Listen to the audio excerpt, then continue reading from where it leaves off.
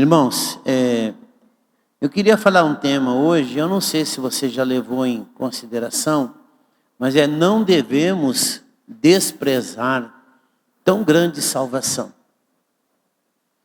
Tem muita gente barateando a salvação que Deus nos deu lá no Calvário. Barateando. Tornando igual um produto de final de feira. Agora eu vou fazer uma liquidação. Talvez isso justifique o baixo nível de aplicação, de envolvimento na vida espiritual. Eu fiquei vendo ontem quantas pessoas se envolveram para o culto de ontem aqui das mulheres. E a Elzira ficou radiante por ver tantas mulheres reunidas no mesmo lugar. 130 mulheres vieram. Então, eu acho que isso talvez seja um bom indício. Seja um bom indício. Porque nós estamos vivendo num país que nós não temos os problemas que a Ucrânia está tendo hoje. Um louco chamado Putin quis anexar uma parte da Crimeia, porque é uma região muito rica da Ucrânia. E já morreram milhares de pessoas, casas foram destruídas, cidades inteiras foram destruídas. O Hamas e o Irã, todo mundo fica com dó do Irã, mas o Irã é o maior fomentador de terroristas do mundo. Grupos como Hezbollah e outros grupos radicais islâmicos saíram matando e destruindo pessoas. E agora os Estados Unidos então resolveu se defender. E junto com Israel, porque Israel atacou para não deixar de existir. E nós não estamos vivendo o problema de Gaza, nós não estamos vivendo o problema do Líbano, nós não estamos vivendo o problema do Irã hoje. O Irã está faltando água. Aqui no Brasil só está faltando água e faltando honestidade e decência para os nossos administradores. Só decência. Porque o Brasil é autossuficiente em petróleo. Agora estão falando que vai ter que aumentar o petróleo porque está com um problema lá. Nós não importamos tanto petróleo assim. Então nós estamos vivendo num tempo de um homem muito mau. O coração do homem está muito mau. E isso, de certa maneira, afeta o crente. Porque nós somos gente, como eles. E como é que eu estou valorizando essa minha salvação? Esse meu envolvimento com Jesus, tá bem? Eu queria que você abrisse a sua Bíblia em Hebreus capítulo 2, o verso 1. Hebreus 2, 1, tá bem? Fica tranquilo que a gente vai procurar ser bem breve. Hebreus 2, o verso 1.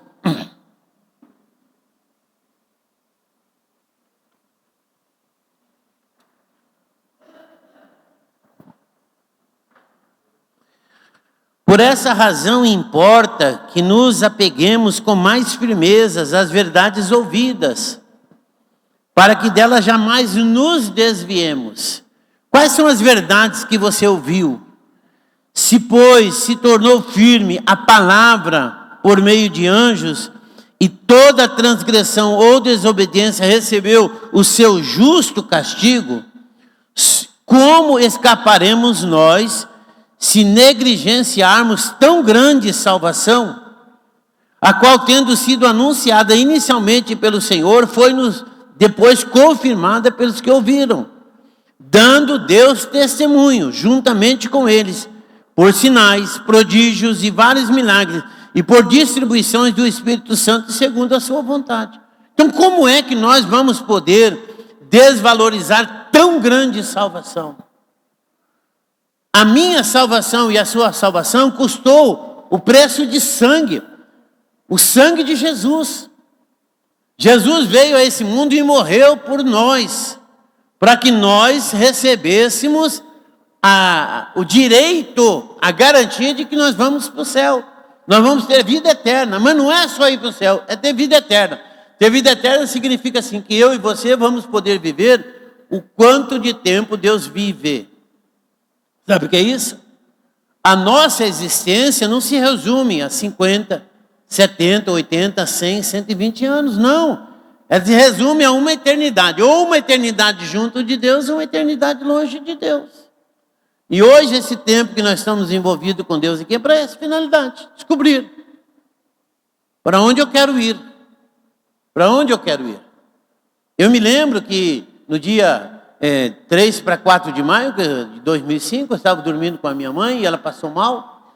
E eu já contei esse lance aqui para você, mas nunca é demais te lembrar. Porque eu não sei também se algumas pessoas vão ter a chance que teve o marido da Alcena.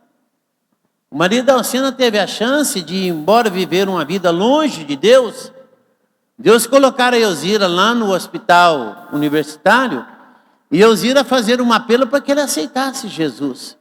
E nos últimos 45 minutos do último tempo, 45 segundos do último tempo, ele teve a oportunidade de falar assim que ele aceitava Jesus. Você sabe o que é isso? Eu não entendo esse Deus. Mas nem todos terão. A minha mãe viveu uma vida dedicada a Deus. E quando a minha mãe passou mal e eu sentei na cama e aí nós conseguimos ela retornar ao estado normal, eu perguntei, a senhora quer deitar-se agora? Eu falei assim, umas 3 horas da manhã mais ou menos. Eu falei assim, não, agora eu vou ficar um tempo, porque eu vou orar.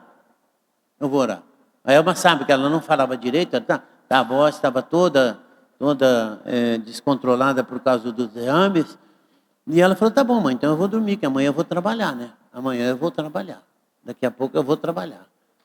Eu vou trabalhar daqui a pouco, tá bem, mãe? Então a senhora dorme aí, a senhora pode ficar o tempo que a senhora quiser, mas eu vou. E eu ressonei. Sabe o que é ressonar? Eu ressonei. E de repente é como se alguém tivesse entrado naquele quarto e acendido as luzes, mas ficou uma luz muito clara. Será que já amanheceu? E eu queria acordar, não conseguia acordar. Eu queria levantar, eu não conseguia me levantar. E a minha mãe desandou a conversar com alguém. E ela conversou. Mas a voz dela agora estava normal. A voz dela estava normal.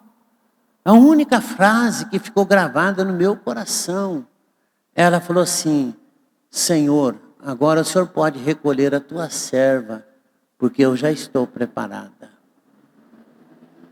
Senhor, o Senhor pode recolher a tua serva, porque eu estou preparada. Eu não conheci crente melhor do que minha mãe. Pode ser que o pai dela fosse, mas a minha mãe era fora da curva, em termos espirituais. E aquela mulher depois, com um problema de 7 anos de cama, falar para Deus, agora eu estou preparado. Será que alguém vai ter a sorte que teve o Ademir? Ou a sorte que teve a dona Eunice? De poder ter esse diálogo, sem que a morte sorrateiramente tire a sua vida, sem ele ter tempo para nada. Então, nesse tempo presente aí, valorize a salvação que Deus te deu. Valorize. Mas você fala, por que você está falando assim? Porque é o seguinte, irmãos.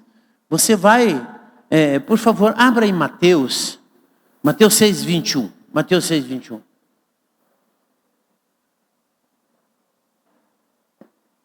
Mateus 6:21.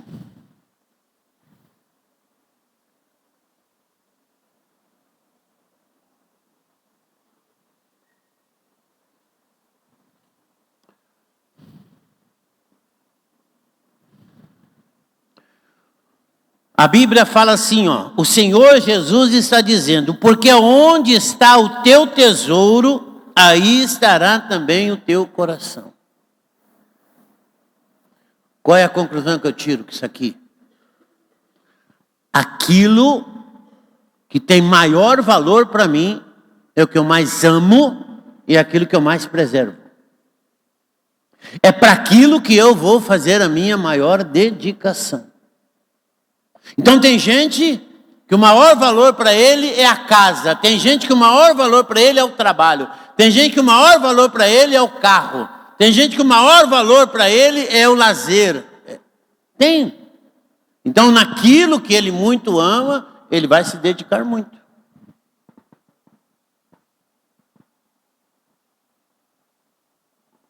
Se você ama Deus, você vai se dedicar a Ele. Aí você vai poder cantar. Eu só quero sua presença.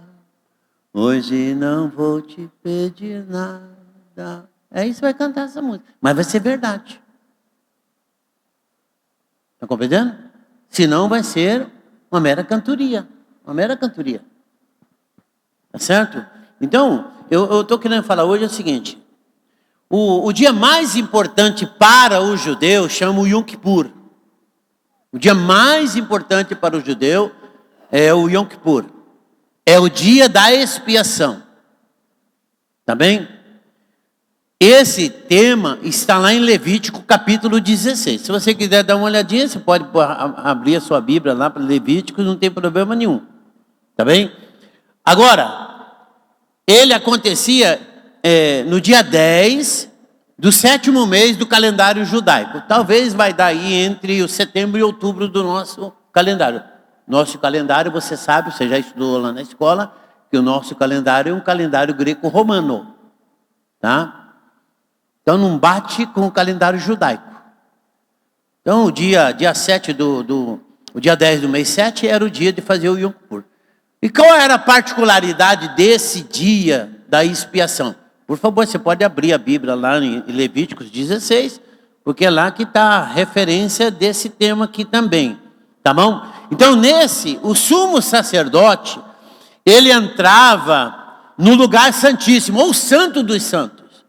No templo de Salomão, tinha um lugar bem profundo, bem escondido, chamado Santo dos Santos. E Deus deu uma ordem para Arão. Arão não deveria entrar naquele lugar de qualquer jeito, em qualquer tempo. Uma vez no ano, ele deveria entrar lá, no lugar santíssimo, para fazer a confissão dos pecados, oferecer sacrifício, usar bode emissário, usar o bode da expiação. Então eram 2 bodes, ele tinha que fazer esse uso. Então quais eram os principais aspectos desse dia da expiação? Eu quero fazer um paralelo para você entender o sacrifício de Jesus, qual é a importância que tem o sacrifício de Jesus. O sumo sacerdote, então, ele tinha todo um ritual a se cumprir. Ele tinha que vestir uma roupa especial. Ontem as mulheradas estavam tudo bonita aqui.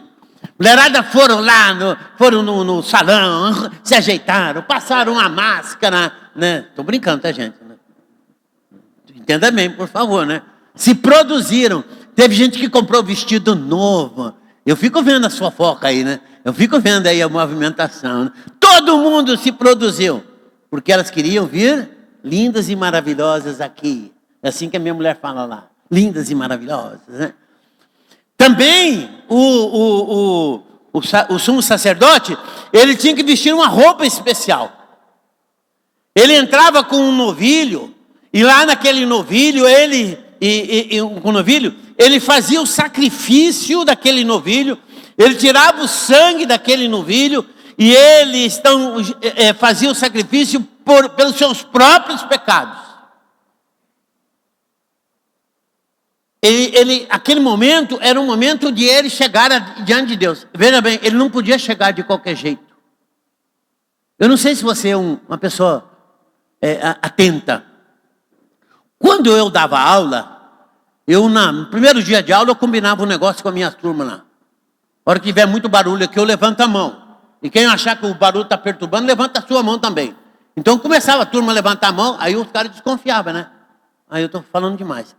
E tem uma hora aqui na nossa igreja que parece que é mercado. Parece feira. Parece feira aqui.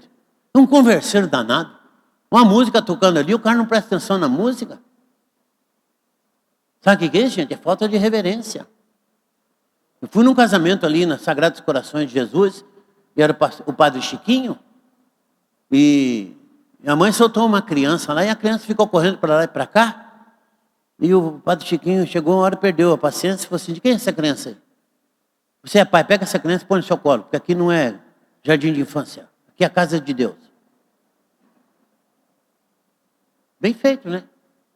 Bem feito. Então, será que a gente tem noção que eu estou entrando no lugar santo? Por que ficou tão bagunçado?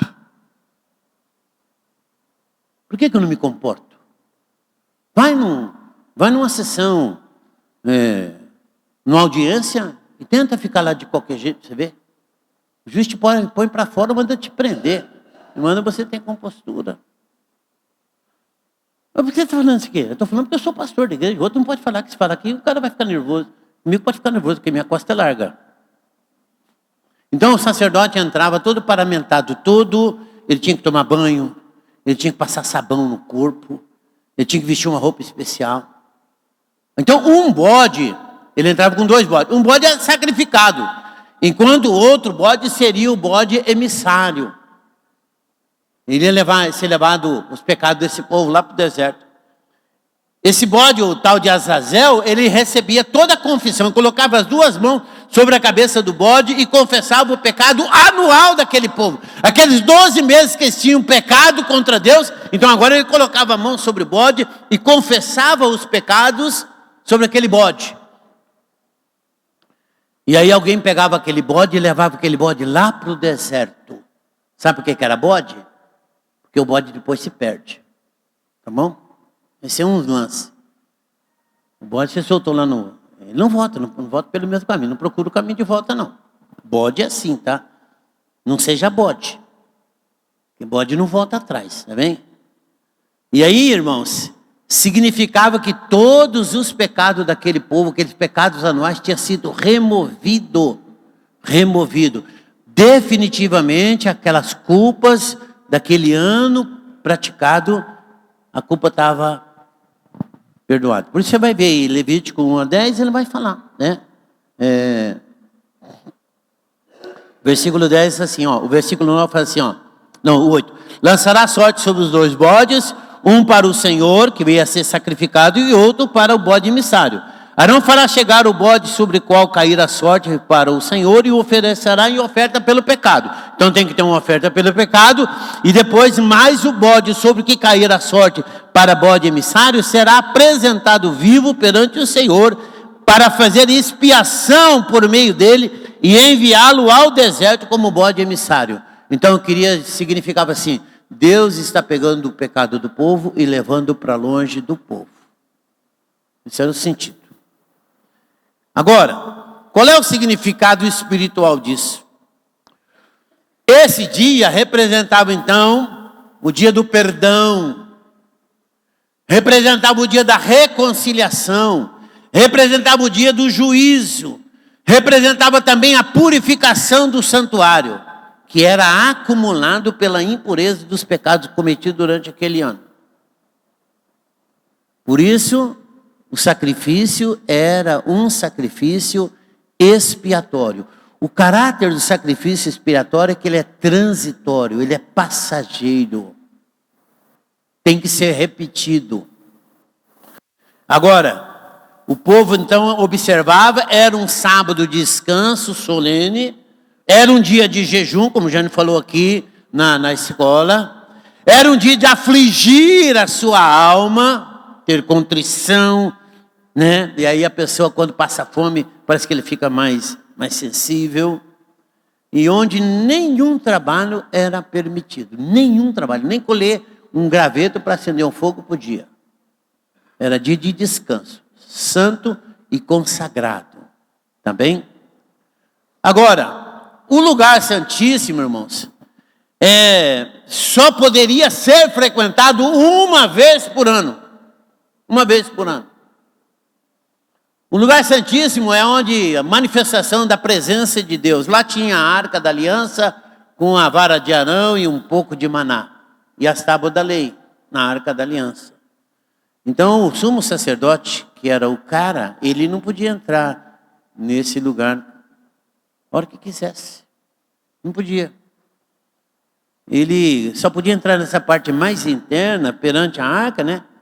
E ali para ser mediador, um mediador imperfeito, porque ele era humano, ele era imperfeito, e ele era o mediador agora entre o Deus que é santo e o povo de Israel.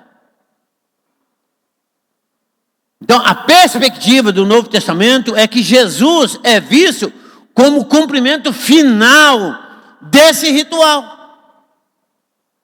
Lá no Velho Testamento, lá no deserto, lá agora em Jerusalém, com o templo erigido, então tinha um lugar que ainda continuava, porque o tabernáculo que estava, ele era móvel lá no deserto, Agora vai chegar uma hora que lá no Monte Sião vai se construir o lugar, o templo de Salomão, e naquele templo de Salomão, então todo esse sacrifício ia ser revivido novamente, ia ser praticado novamente. Mas o sumo sacerdote só podia entrar na recâmara mais importante lá, o Santo dos Santos, só uma vez por ano. E aí Jesus, então, ele representa todo esse ritual, porque ele é o sumo sacerdote. A diferença é que ele vai apresentar agora um sacrifício perfeito. Porque ele não é pecador, como o sumo sacerdote humano. O sangue, ele não vai entrar com o sangue de um animal. Ele vai entrar com o seu próprio sangue. Não vai sacrificar o animal, ele vai ser o próprio sacrifício. Então, o sangue purifica o santuário celestial. Quem é o santuário celestial? Põe a mão aí no seu, assim, levanta o dedo assim, ó. Isso. Você vai lá e aponta para você assim, faz. Você é o santuário celestial. Na nova aliança, o meu corpo é o templo do Espírito Santo. O meu corpo é o templo do Espírito Santo. Então Jesus, o Pai, o Filho e o Espírito Santo vêm fazer morada em você, em mim. Então o meu corpo agora é o santuário celestial, porque Deus Pai, Deus Filho e Deus Espírito Santo está morando em nós. Tá bem? Agora, o grande diferencial é que o sacrifício daquele bode iria purificar o pecado daquela geração por aquele ano. Mas agora o sacrifício de Jesus perdoa o pecado de toda a humanidade uma vez por toda. Glória a Deus e aleluia. Fala assim: obrigado, Senhor, porque o sangue de Jesus Cristo me purifica de todo o pecado. Então isso, irmãos, a gente precisa saber. O Velho Testamento, o sacerdote fazia um sacrifício anual pelo pecado praticado durante aquele ano. Então era transitório, era passageiro, tinha que ser repetido. Agora Jesus, quando entrou no santo e fez o sacrifício, ele fez um sacrifício perfeito. Nunca mais o sangue de Jesus o sacrifício de Jesus será repetido. Então quais as particularidades do sacrifício da velha aliança? Eu queria dar um segundinho, um minutinho para você. Pensa aí, por favor. Você é capaz de relacionar alguma particularidade do sacrifício da velha aliança, depois do que nós falamos aqui? Você é capaz? Para todo pecado, lá na velha aliança, como é que é? Para todo pecado, o sacrifício. Todo pecado, o sacrifício. Um animalzinho inocente tinha que morrer para a expiação do pecado que o homem praticou. Quando Adão pecou, ele estava com a folha de figueira na frente da sua genitália. Aí vai lá Deus e mata um animal e faz veste de peles de animais para ele. Então derramou o sangue de um animal para cobrir a nudez de Adão e Eva. É mole? Então o inocente é sacrificado pelo pecador. Assim era a velha aliança. Bom, e agora a nova aliança? Você pode agora virar lá para Hebreus, capítulo 10, tá bem? Hebreus para nós, irmãos, é uma exortação. Para você que é cristão, confesso, Hebreus é uma exortação de que nós devemos perseverar sempre. Sempre nós devemos perseverar, para que esse sacrifício de Jesus não se torne uma coisa nula, para aquele crente que contumazmente ele está pecando, porque o sacrifício de Jesus representa para nós o seguinte: esse sacrifício é um sacrifício único, suficiente e capaz para perdoar definitivamente o pecado. Não é meu e seu não, é da humanidade. Hebreus fala sobre isso, Hebreus capítulo 10, tá bem? E eu te aconselho, por favor, quando chegar na sua casa, antes de ligar a TV e fazer outra coisa, vai lá ver Levíticos capítulo 16, depois você faz um paralelo entre Hebreus capítulo 10, tá bem? O sacrifício de Jesus é um sacrifício vicário. Quer dizer o seguinte, ele é substitutivo. Você merecia aquela morte, eu merecia aquela morte. E ele resolveu me substituir. Eu e você somos muito, muito fracos, nós não íamos aguentar carregar aquela cruz. Aí Jesus aceitou ser sacrificado por nós. Por isso é substitutivo, ele é vicário. Jesus também, a respeito desse seu sacrifício, ele aboliu a necessidade dos rituais do Antigo Testamento. Um animal tinha que ser sacrificado, o sangue tinha que ser derramado para perdão daquele pecado. Agora não, Jesus vai lá e ele derrama o seu próprio sangue e de uma vez por todas ele aboliu. Você sabe, né? O grande projeto dos judeus é reconstruir o templo e retornar o sacrifício do Velho Testamento, porque estão indo na velha aliança. Nós estamos na nova aliança. Maravilhoso também, irmãos. O sacrifício de Jesus permite que o homem tenha livre acesso a Deus. Glória a Deus. Pelo sangue de Jesus, novo e vivo caminho, entrarei em tua presença. Quer dizer, o sangue de Jesus permite eu e você entrarmos agora na presença de Deus, sem qualquer impedimento. Sem qualquer impedimento. Antes, o sacerdote, era o sumo, não era o sacerdote. Era aquele que era escolhido anualmente.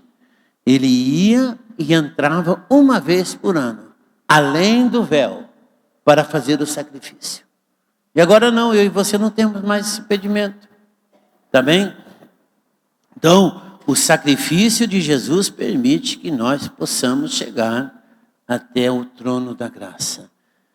O sacrifício nunca, jamais será repetido. O sacrifício que Jesus realizou não vai ser repetido mais. Tá bem? Então, esse texto é um convite para todos nós crentes, né? Em Jesus. Nos achegarmos com uma fé sincera. O sincero aqui você entende, né? Você já deve ter estudado isso aqui. É sincera. A palavra sincera vem de sincera. Você não... né? Vamos brincar, vamos provocar as mulheres novamente, né? Você olha uma mulher, você fica extasiado com a beleza dela. Mas a hora que ela tira a máscara... Então, sincera.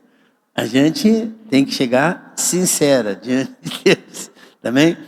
A gente precisa manter firme a esperança de que nós somos aceitos pelo Pai. Olha só.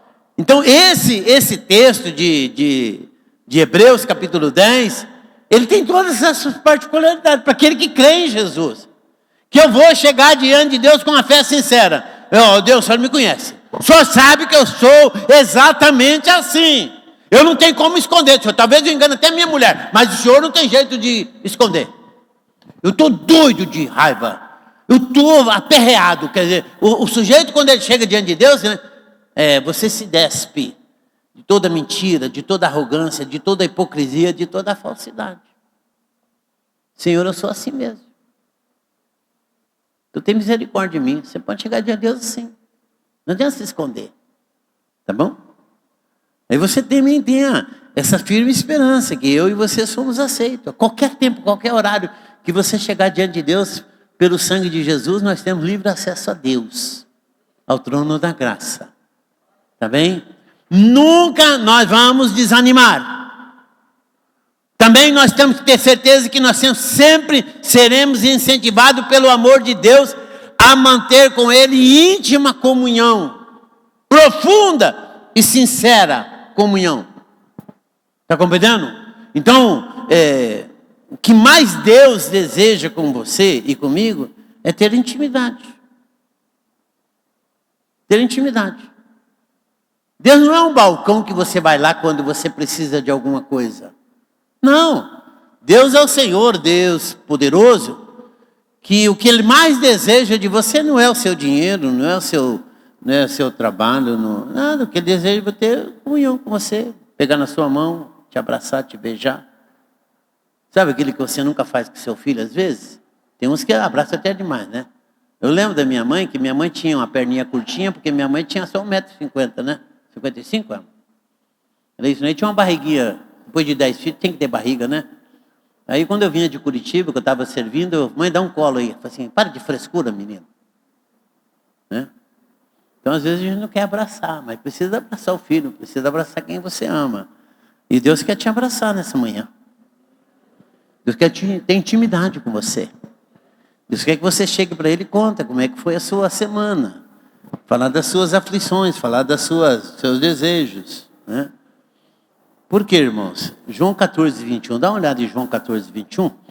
Deixa marcado Hebreus aí. Vai lá para João 14, 21.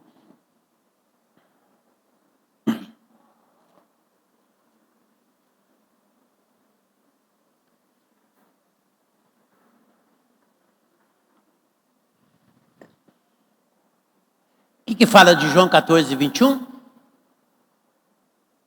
Está escrito lá, tá? O Asaf fala 10, né? Aquele que tem os meus mandamentos e os guarda, esse é o que me ama.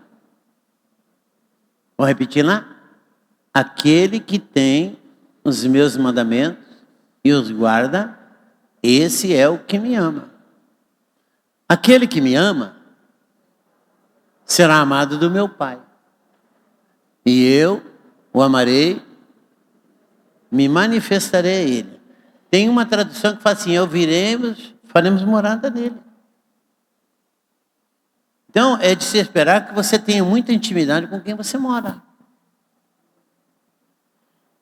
Por isso que eu acho assim, sabe?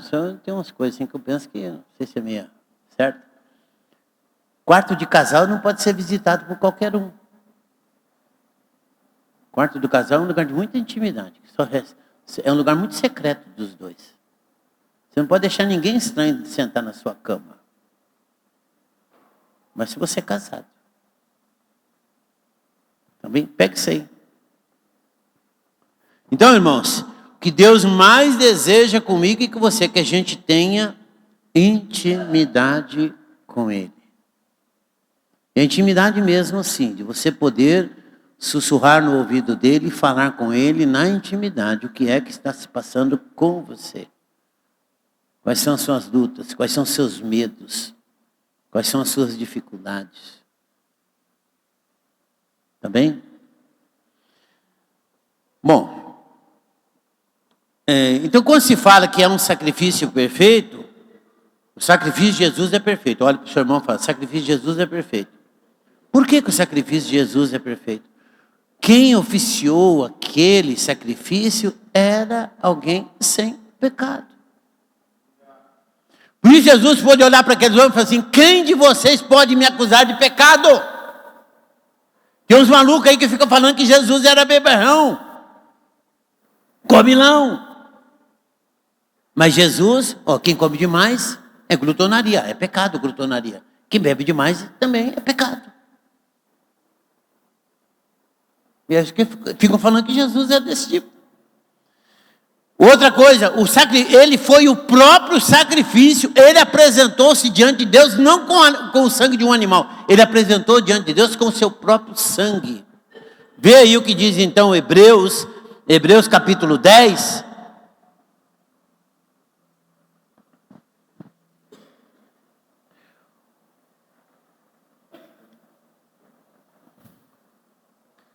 Em Hebreus capítulo 10, do 1 ao 18, ele vai fazer o comparativo.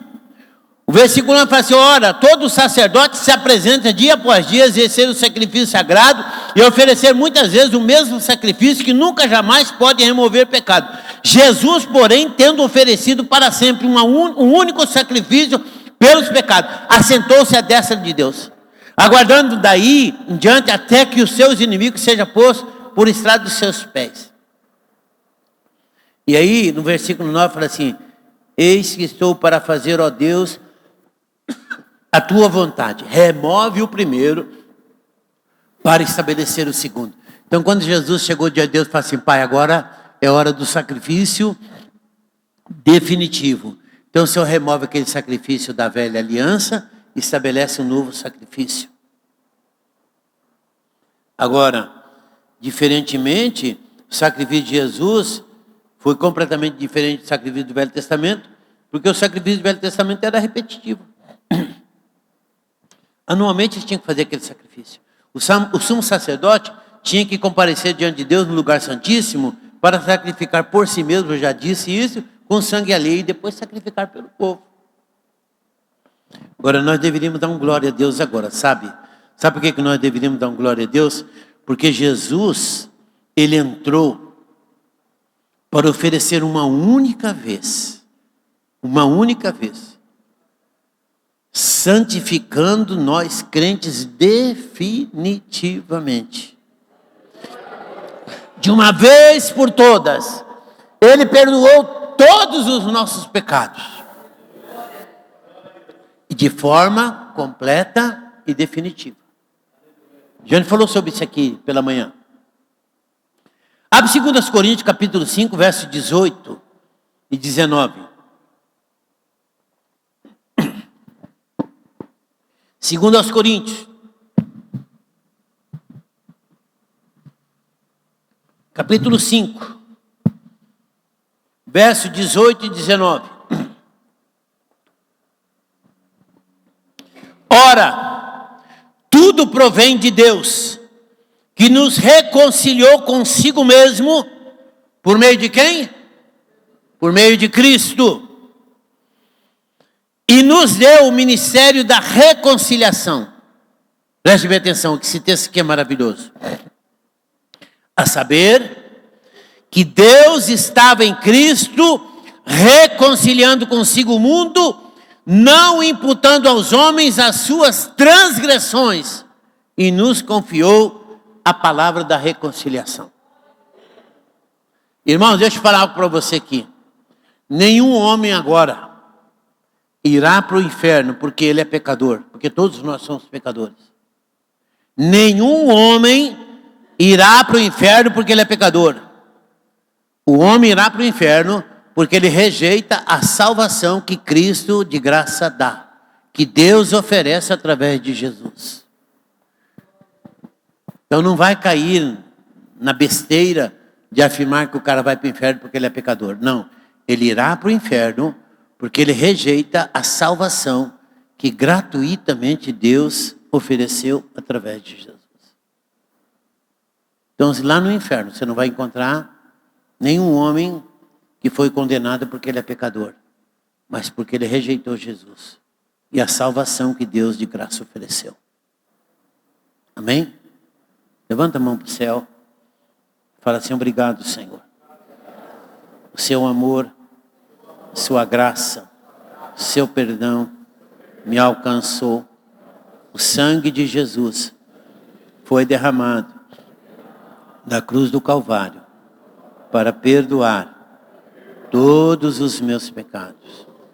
Me garantiu, a partir da confissão, que Jesus é meu Deus, meu Senhor, meu Salvador.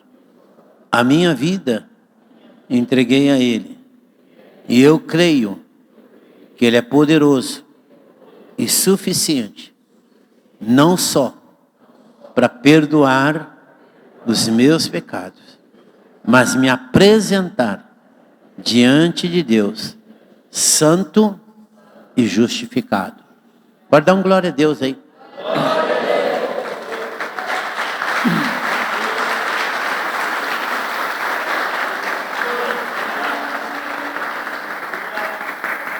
Nós temos agora, irmãos, livre acesso ao trono da graça de Deus. Nós temos livre acesso ao trono da graça de Deus. O véu foi rasgado. Não há mais separação entre o Santíssimo Não, irmão, não existe mais essa separação. Com a morte de Jesus, a Bíblia fala que aquele véu que estava lá, que separava o santo do santíssimo, foi rasgado de alto a baixo. Quer dizer, Deus teve a iniciativa de rasgar aquele véu. E agora o homem tem acesso direto a Deus. Você não precisa mais de um intermediário. Você pode orar e falar assim: Paizinho querido e Deus santo, meu Deus e meu Pai, na presença do Senhor eu me acho. Quando o crente faz uma oração dessa aqui, ele está revestida de toda a autoridade, porque Cristo confere isso para nós. Podemos nos achegar com confiança. Estamos livres da culpa, estamos livres do pecado. Versículo 19 diz assim, de Hebreus, capítulo 10. Versículo 19 fala assim: tendo, pois, irmãos, intrepidez para entrar no santo dos santos, pelo sangue de Jesus, pelo novo e vivo caminho que Ele nos consagrou pelo véu, isto é, pela sua carne, tendo grande sacerdote sobre a casa de Deus, nos aproximemos com sincero coração, em plena certeza de fé, tendo o coração purificado da má consciência e lavado o corpo com água pura. Então, irmãos, o homem agora já não tem mais nenhum impedimento. Embora até o inimigo venha querer te acusar de alguma coisa, você poderá falar para ele: o sangue de Jesus, seu filho, me purifica de todo pecado. Pelo sangue de Jesus nós temos ousadia ou liberdade para entrar no santuário celestial. Amém? Glória a Deus. Já pensou que privilégio eu e você podemos chegar e contemplar a majestade de Deus e saber que o sangue de Jesus nos habilita a isso? Amém? Então, irmãos, quais são os requisitos para a gente participar e desfrutar desses benefícios? Devemos nos aproximar diante de Deus com o coração sincero e plena certeza de fé, sem medo ou consciência pesada. Ah, mas você faz isso, você faz aquilo, você fez aquilo outro. Tem um caso de uma pessoa que ele estava preso e depois ele voltou para a cela e ele e um companheiro dele manifestou um demônio no companheiro dele. E aí ele foi expulsar o demônio, porque ele tinha muita habilidade em expulsar demônio, né? E aí o endemoniado falou assim: rapaz, o que você quer, rapaz? Agora há pouco lá no pátio você estava pecando, fazendo um monte de coisa errada. Ele falou: é verdade, você tem razão, capeta, né? Aí ele foi lá no canto, ajoelhou, pediu perdão a Deus. Senhor, realmente eu cometi tal pecado, o Senhor me perdoa. Aí ele voltou para o endemoniado e falou assim: eu fui lá atrás, pedi perdão, ele me perdoou, agora sai dele. E teve que sair. Porque não é pelo que ele é, pelo que a autoridade de Jesus representa. Então você não precisa ficar com consciência pesada. Todos nós pecamos. Todos nós somos passíveis de cometer pecado. Mas o sangue de Jesus, uma vez que nós confessamos, Ele perdoa. Amém? Quem não pecou essa semana aí? Levanta a mão. Quem não cometeu nenhum pecadinho aí? Levanta a mão. Tá bem? Primeiro, a firmeza da esperança. Somos encorajados a reter firmemente a confissão da nossa esperança. Sabe por quê, irmãos? Porque Deus é fiel. Então, quando você vira alguém, colocou lá um adesivo lá no carro, lá, Deus é fiel, você precisa saber o seguinte: Deus é fiel porque se Ele prometeu para você, Ele vai cumprir. Ele vai cumprir. Se Ele tem promessa, quem tem promessa de Deus para a sua vida? Fala assim: oh Deus, obrigado, porque o Senhor vai cumprir tudo que o Senhor prometeu para mim. Tá bem? Ele no versículo 23, ele fala assim: guardemos firme a confissão da esperança sem vacilar, porque quem fez a promessa é fiel.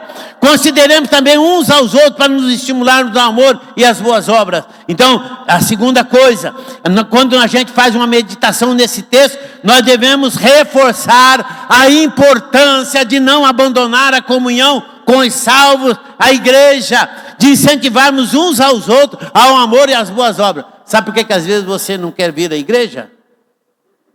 Sabe por que você mata culto? Sabe por que você mata célula? Sabe por que você mata aquele tempo de ter um tempo com Deus, a oração e a consagração?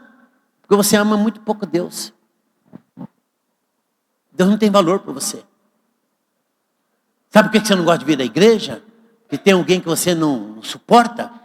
Você parou para pensar que se aquele cara morrer, ele vai para o céu e você corre o risco de não ir?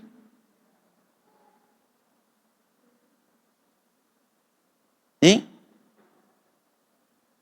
E vamos lá, que dá uma gata que você também for salvo. Aí você vai ter que conviver com aquele camarada lá, no céu.